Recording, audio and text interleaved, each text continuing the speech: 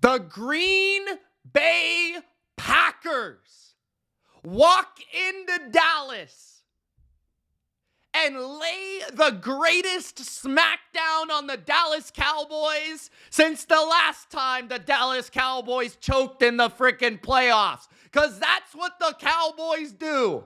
They have a great regular season, they win 12 games, and what do? Time after time after time after time, year after year after year, season after season, it doesn't matter. Opponent after opponent, it doesn't matter. They choke again. They did it again. 7.5 point favorite against the youngest football team in the NFL. The youngest team in the NFL. The Green Bay Packers walked into AT&T Jerry World with the world watching, and Dallas forgot to show up. They forgot to go to work today. Did they know the playoffs started today? Hey, Mike McCarthy, did you know the playoffs started today, pal? I don't think you knew. Did you know? Dan Quinn, did you know the playoffs started today? Hey, Dakota, Prescott, Mr. MVP. I've heard he's supposed to be an all-pro. I heard he's been better than Josh Allen and Lamar this year. I heard you should be the MVP. No. Most valuable Packer, Dak Prescott. Most valuable Packer. That's what you are. Throwing the ball to the other team for a touchdown. Throwing the ball to Jair Alexander for an interception. Did you watch the Cowboys today? I mean, early in this game, guys, I couldn't believe their faces. I couldn't believe their faces. The game is 7-0. I swear to you, I'm not making this up. The game is 7-0 Packers. CeeDee Lamb is looking at Dak Prescott like the game is over. They literally don't connect on a pass, and CeeDee Lamb and Dak Prescott are looking at each other like the fear of their father came into them. I mean, like, it was unbelievable. It was unbelievable. I couldn't believe it. The game was 7-14 with 3, whatever it was. I don't even remember at this point. Who cares? And CeeDee Lamb is like throwing his hands up. Micah Parsons is asking for holding calls. Dak Prescott can't believe it. Mike McCarthy can't believe it. They're speechless. I mean, the game, you could tell the Packers, they just walked into the building. They took the life. They took the soul. They took the breath from the Dallas Cowboys and their fans couldn't do anything but just watch. The Cowboys, no heart, no soul, no passion, did not show up. Did not show up whatsoever. Not on offense, not on defense, not on special teams. The coaching staff did not prepare this team, and people want to know, Mitch, should they get rid of Mike McCarthy? Mitch, should they get Bill Belichick? Let me tell you something, brother. If you brought Bill Belichick into this team, there is no chance, and I mean no chance in hell, they give up that many points in a playoff game. I can promise you one thing. If Bill Belichick's the coach of this team in Dallas, there is no chance his defense looks like that. That was the most impressive beatdown of a defense that was supposedly good I've seen since yesterday with CJ Stroud versus the Cleveland Browns. But this one was maybe even more embarrassing for the Dallas Cowboys. 7-point favorite. Best defender in the game, best quarterback in the game, best receiver in the game, best offensive lineman in this game. Supposedly the better defensive coordinator. None of them were better in this game. None of them. Not a single one. The Dallas Cowboys at the end of this game ended up with 32 points. The score ended 48-32. At one point in the game, it was 27-7. 27-7. After the most valuable Packer threw the ball to Green Bay for a touchdown, Darnell Savage, the most inconsistent football player in the NFL, returned it for 6.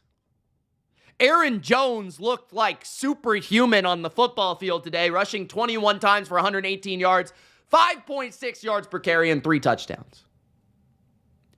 And Jordan Love was absolutely dealing in this game. Jordan Love was throwing lasers all over the field. 16 for 21, 272, 3 touchdowns.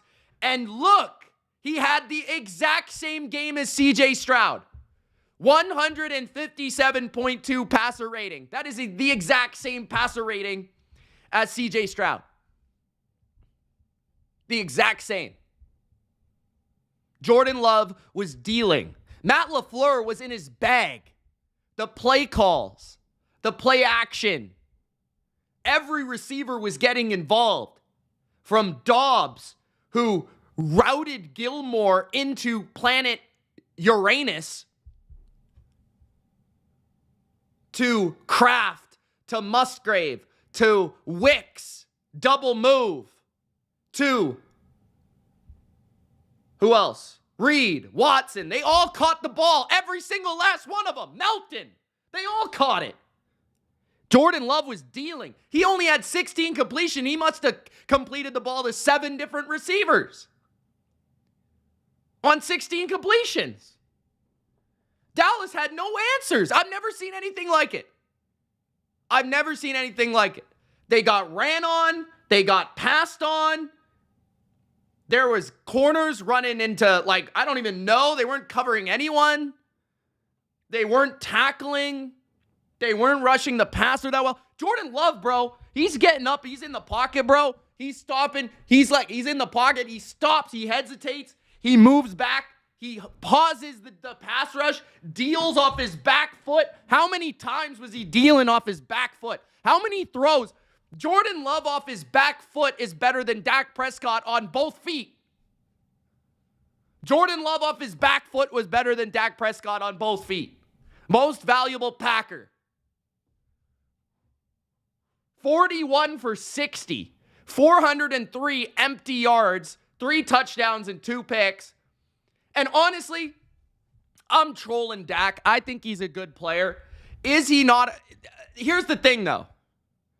Clearly, he's the leader of the team. He's the quarterback of the team. And like I just criticized Tua turned the ball over for, the team takes your mentality. The team takes your vibe. The team takes your energy. The team, if you are the leader of the team, this stands for Mike McCarthy. This stands for Dakota Prescott. If you're the leaders of the team did not show up. Why? Dak Prescott didn't have any sort of mentality to come out and have fire to win. Mike McCarthy did not come into this game preparing his players correctly. They were not prepared. Dan Quinn, his defense, he's too obsessed with taking that Seahawks job. Go, leave, bye. I'll slam the door on your ass while you leave. I'll kick you straight out of the damn Dallas building. You were trash. What are you doing? No pressure on Love. No run defense. What did we say? If the Packers get the lead and they're able to run the ball, they got a chance. All you got to do is stop the run. One time. And then what happens? You can't cover anybody. Gilmore, bro. Hall of Famer. Great Patriot. Defensive Player of the Year. Gilmore was lost in space. I don't know if he was hurt. He got routed 4 times. Parsons, you're supposed to take over. And the secondary was chum. And the offense, Mike, stop running the ball. Bro, I swear to God, we're going to watch San Francisco put up 45 on Green Bay next week. I swear to you, Brock Purdy is going to have 350 yards and 4 touchdowns. Meanwhile, we got Dak Prescott and this offense, they kept stalling out at the 40-yard line. Getting to the 40-yard line, stalling out, getting the 40. I didn't see any change in philosophy, any new plays, any game plan plays. It looked like the Cowboys were going to practice. It looked like the Cowboys were going to practice. It looked like they were just running their good old shit. It looked like they just wanted to get their plays in. Same run, same throw, same play action. I've seen it all season. I watch all these Cowboys games. They run the same shit every game.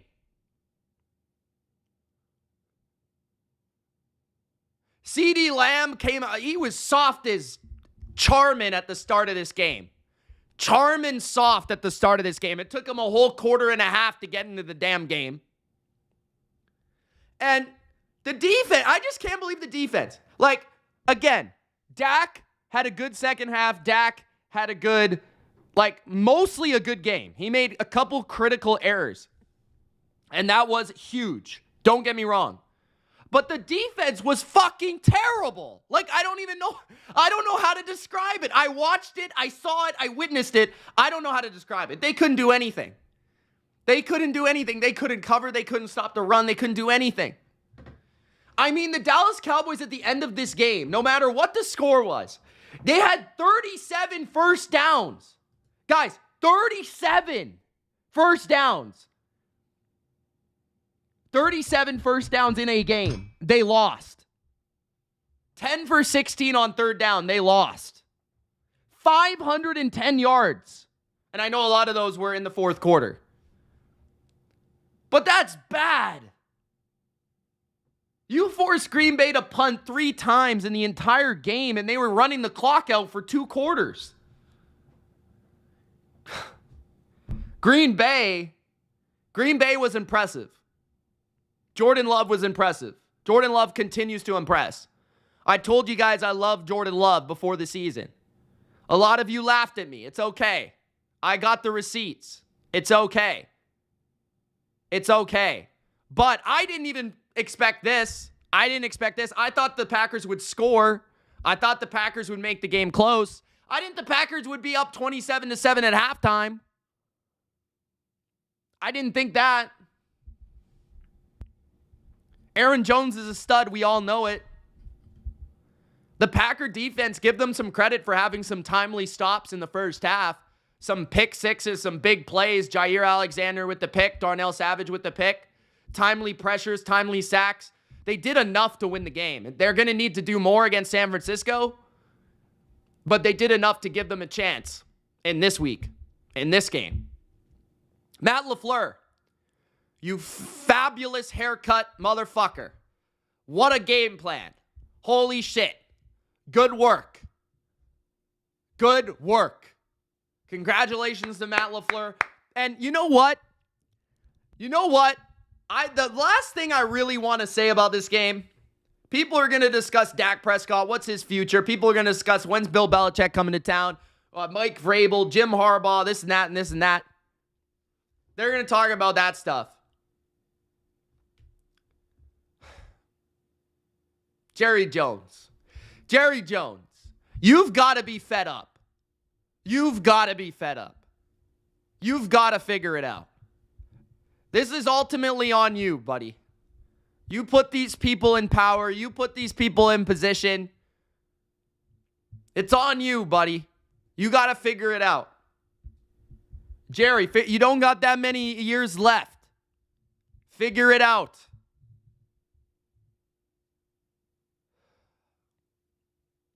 What an embarrassing game. What an embarrassing... I can't get over... I'm not even a Cowboys fan. My dad's a Cowboys fan. What an embarrassing effort. I just cannot believe that the Cowboys came out with that effort. Came out with that... that was embarrassing. They didn't even look like they were, there. They were... I was shocked. I was doing the live stream. I couldn't believe the effort. I couldn't believe the passion. I couldn't believe it. I mean, that's bad. McCarthy's got to go. That's bad, bro. Packers, again, congratulations. Everyone's going to talk about the Cowboys, and rightfully so. Packers, last thing I want to say to you. Damn right, Aaron Rodgers was wrong. Aaron Rodgers, system quarterback. Jordan Love came in slinging the rock, all the confidence in the world. Jordan Love and these Packers, they don't know what they don't know. They came in, they were just full of confidence. They took control of the game, and now they're moving on to San Francisco. Unbelievable game plan by the offense. Unbelievable execution by the offensive line, by Jordan Love, by Aaron Jones, by the receiving core. The details. And then you got the defense making big plays. Good luck. You're going to need it next week. But man, already a successful season. Aaron Rodgers can eat shit. Egotistical bastard. Jordan Love showed him this team can play. This team can play. Young, it doesn't matter. Because all we need is love. Let's move to the next game. The main event of the evening. Finally, we got a good, close, competitive football game. The final score, Detroit 24-23. Detroit wins it. And Detroit came out fast, moving the ball, scoring touchdowns, running it, throwing it. Jared Goff on fire. Amon-Ra, clutch. Jahmyr Gibbs, explosive. David Montgomery, the grinder he is with key first downs in the end. Josh Reynolds sparking the offense early. The O-line of the Lions dictating the pace of play and the possession of the game. But the Rams would not go down without a fight. They came out swinging, moving the ball, throwing the ball, running the ball, mostly throwing the ball via Matthew Stafford. Matthew Stafford, if we learned one thing about this game between the Rams and the Lions, honestly, we learned the Lions are the better team. We learned the Lions are the better overall team. But what we also learned is that Matthew Stafford is a lot better than Jared Goff. I will say that. Now, Jared Goff played well. But in the last half of the game, Jared Goff was saved by the defense of Detroit that came through. Some would argue the refs. I had no real issues with the refs. Stafford, 25 for 36, 367, 2 touchdowns, no picks. Neither quarterback threw a pick. Jared Goff, 277, 22 for 27, 1 touchdown. Right? But Stafford, just the level of difficulty watching this game. Jared Goff made the correct decisions. Jared Goff made the correct throws. Stafford made the impressive throws. Stafford made the impressive plays. Stafford was moving, delivering, just uncorking just missiles everywhere, all over the field, really carrying the offense. Their run game wasn't super effective as we thought it might not be. They had a couple runs every once in a while, but it wasn't overwhelming. Detroit's run game was definitely more successful, more consistent. And whenever the run game for Detroit wasn't really teeing off and going off, they seemed to struggle a little bit on offense. And in that second half, they slowed down a little bit, right? Detroit only scored 3 points in the second half. This game was actually extremely defensive in the second half. It was 6-3 LA in the second half and ended up 24-23. Although the game overall felt extremely high scoring, shootout paced, I felt like Stafford was the far superior player in this game. That being said, because I know that people are going to make a lot of this win for Jared Goff. Good for Jared Goff, right? He proved to Sean McVay that he can go elsewhere and he can be successful and he can lead a team to a division crown. He can lead a team to a playoff win. He can lead a team to success. And that, I think, showed Sean McVay up. And the real storyline for me that I'm taking away from this game, it's not Stafford, it's not Goff. I thought Stafford gave the Rams a chance to win. I thought Puka Nacua was unbelievable. Puka Nacua was maybe the best player in this entire game. I thought that Amon-Ra was fantastic. I thought Gibbs was great. I thought Reynolds was good. But ultimately, the storyline for me was Jared Goff outshined and outperformed Sean McVay. That is the storyline. That is the storyline. And I know that people are going to say, Ben Johnson, Dan Campbell, that's the comparison, the coaching of Detroit versus the coaching of the Rams. The reason I picked the Rams entering this game is because I felt the Rams had a better coaching staff than the Lions. And yeah, they had an opportunity to win. But I thought Goff outperformed the guy that traded him and wanted to get rid of him, Sean McVay. Why do I say that? This is what the game came down to right here. First drive of the game, red zone possession. Rams don't run the ball at all at the 6-yard line on 3 tries. They don't run the ball at all. They settle for 3. That's on the play caller, Sean McVay, in my opinion, for poor play calling choice. They settled for 3. They're down 7-3.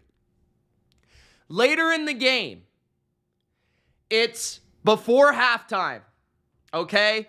And the score is, I'm trying to think, 21-17 Detroit. LA gets the ball back via the refs with a pretty suspect call with 59 seconds left and not 1, not 2, but 3 timeouts. 3. Matthew Stafford, who's on an absolute heater of a lifetime in the first half of that game, have not been stopped all game, have not punted all game, on an absolute heater, at their own 5-yard line, 3 timeouts, 59 seconds. They decide to run the clock out. Run the clock out with 59 seconds left, down 4 points in what at that time was a shootout. That is terrible malpractice from your coach. You have an opportunity to win the game on the next 2 possessions. You have a veteran quarterback who you traded for, who won you a Super Bowl, who not only did he beat the Niners in the NFC Championship, the Bengals in the Super Bowl, and the Bucs on the last possession of the game via himself throwing the ball in a 2-minute situation, you decide to go to halftime. Not use a single timeout. That is bad. That is malpractice. That is on Sean McVay. They go to halftime. They get the ball after halftime, and the offense stalls out. That's not entirely on Sean McVay, but what does that say? I said before halftime on my live stream, if the Rams are going to win this game, the winner of this game is going to win the middle 8.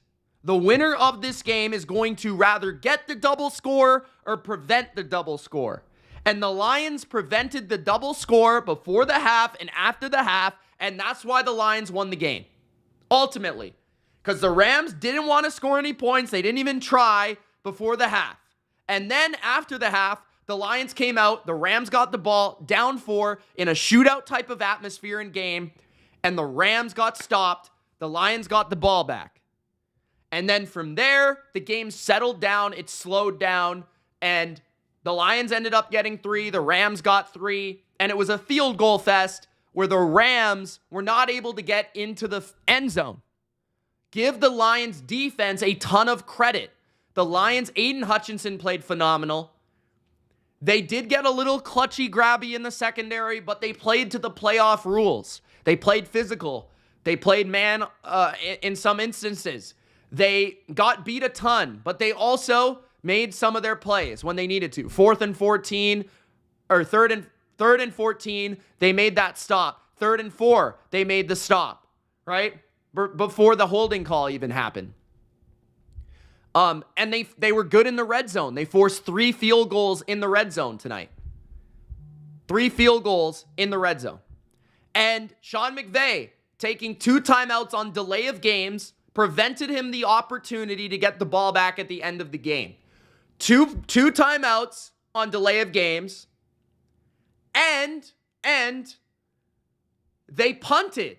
They decided to punt on 4th and 14. They punted near the 50-yard line. So you knew that you had to get a stop from your defense or you were going to lose the game. You knew you had to get a stop. And the Lions, when they needed it, they delivered it. They won the game. Their first playoff win, and I don't even know how long, so long in my lifetime. This is the first time I've ever seen the Lions win a playoff game. That's insane. I've been watching football for 20 plus years. That's insane. Okay? So, congratulations to Lions fans. I thought you guys played a tough game. Credit to your fans. I thought your fans were great throughout the game. I thought the atmosphere was the best I've seen this weekend. Credit to I thought your running backs played great. I thought Amon-Ra was fantastic, 110 yards on 7 catches, especially near the end with a big catch. Jared Goff did what he needed to do. He had a couple bad moments, but overall, 22 for 27 is extremely efficient. I thought at the beginning of the game, he was really, really strong, just uncorking the football. And the game was very even. I mean, 3 for 9 on 3rd down for both teams, 22 first downs for the Rams, 23 for the Lions, 1 for 1 on 4th down for both teams, 334 yards for the Lions, 425 yards for the Rams. They outgained them by nearly 100 yards, and a part of that was, again, red zone possessions, not able to execute. 3 sacks to 2 for the Rams, 3 punts to 2 for the Lions, and the penalties were even as well. So really, the game came down to the middle 8. Neither team turned it over. McVay, poor decision-making. Dan Campbell, good decision-making. And ultimately, the red zone. That's what it came down to, in my opinion.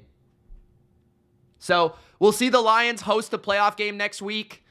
They will rather play the Eagles or the Bucks. The Packers will take on the 49ers. And we will find out who advances, and the Bills and Steelers tomorrow as well. The Bills will rather get the home field, or the Steelers will travel to their rival, the Ravens, and the Chiefs will get the home field. If I'm the Lions, I probably would want to play. That's actually a good question. I guess the Bucks, but I don't know. Either way, I think the Lions should be favored in that game. They haven't played the Bucks or the Eagles this year, I don't think. So I don't really know. That would be interesting. I'm intrigued by that. But yeah, it would be a new matchup either way. But the Lions and the Niners will both be pretty heavy favorites next week in the NFC, and that should be the NFC Championship in 2 weeks as well. In the divisional round on the other side, it'll probably be Bills and Chiefs, Ravens, and Stroud. Yeah, that's it. That's what I got. Hope you guys enjoyed this live stream tonight.